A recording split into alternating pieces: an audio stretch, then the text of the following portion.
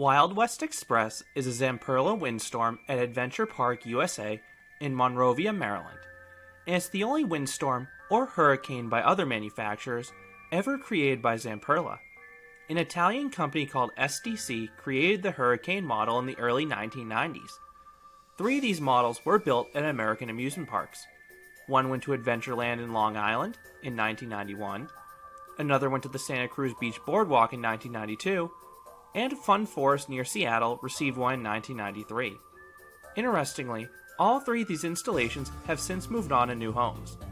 When SDC went bankrupt in 1993, another Italian manufacturer, S&MC, was formed from the former SDC employees, and they went on to produce 2 installations for parks. One that started in Belgium that eventually made its way to Celebration City in Glenwood Caverns, where it now runs today as Cliffhanger, and a second that started at Rye Playland and was relocated to Alpine Park in Brazil. And then Zamperla, another Italian company, built their one and only windstorm in 1997 at Old Town, Kissimmee, Florida. And like the other windstorms, this one was also relocated. It seems to be a trend with the model. This one made its way to Adventure Park USA in Maryland in 2015, where it has run ever since as the Wild West Express. Wild West Express was my first outdoor windstorm model. I had previously ridden Runaway Mountain at Six Flags Over Texas, the odd indoor Premier Rides coaster that is the company's lone remaining non-launched coaster. While the ride's layout is almost identical to the windstorms, Runaway Mountain was considerably smoother, so I was really intrigued to finally try an outdoor one to see all the near misses with the structure and see just how janky this ride really was. Wild West Express is in the back corner of Adventure Park USA, and when I rode it last month, the area back there was completely dead. It was so dead that I actually had to text the park to request a ride operator. This is the way the park manages their rotating ride operators on off-peak days. So when the ride operator arrived, I made sure to make it worth his time by riding several times in the front and back. Wild West Express operates with a single 3-car train, and the ride operates with a completely unpadded metal lap bar. The section that rests in your lap isn't an issue because this ride really doesn't have any airtime. However, the bottom of the lap bar has metal shin guards that are really uncomfortable if you accidentally whack into them during the ride, so just be careful to avoid them. And another funny thing, this is one of those rides that can dispatch with the lap bars completely up. The employee will only lower the restraint for seats with passengers. It always makes me chuckle going through a coaster seeing the other lap bars up, because it's really rare to see at most major parks.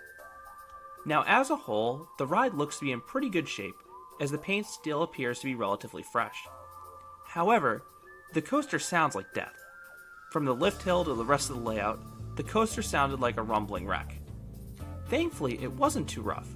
It was rattly with a few jerks in the tight turns, but it wasn't the least bit painful for me as long as I avoided hitting my shins on those aforementioned shin guards.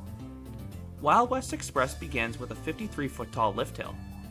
At the top, you get a brief view of the entire park before diving down to the left down a curved drop. And if you're in the back, you are whipped down this drop.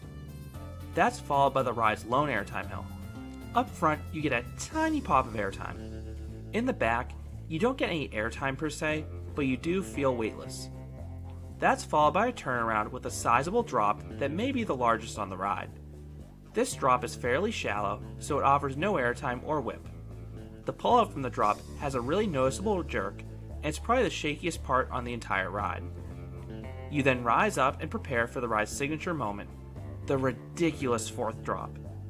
For the most part, Wild West Express rides like a family coaster. It feels mostly on par with a Galaxy or Zyklon coaster in terms of intensity. But there's one noticeable exception, the 4th drop.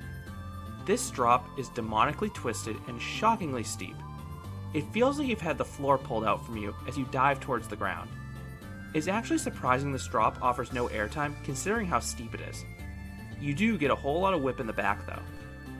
But no matter where you sit, the 4th drop and subsequent ascent deliver in the lateral and positive G department.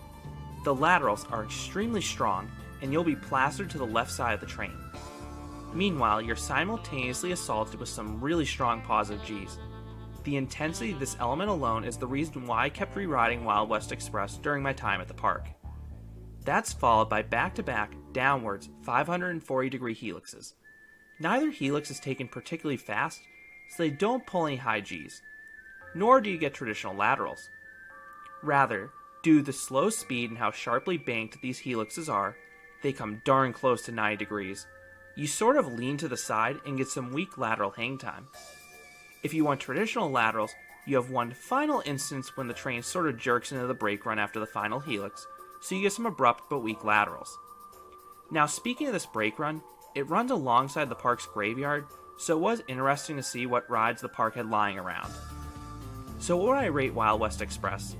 I would give this compact coaster a 6 out of 10. It's a decent and re-rideable coaster with one standout moment, that intense fourth drop. It's my favorite ride at the park, and if you've never been on a windstorm, it's worth the 1-hour side trip from Six Flags America to experience that drop. So those are my thoughts on Wild West Express. What are your thoughts on this coaster, or any of the Windstorm or Hurricane models that were ever built? I would love to hear your thoughts down in the comments.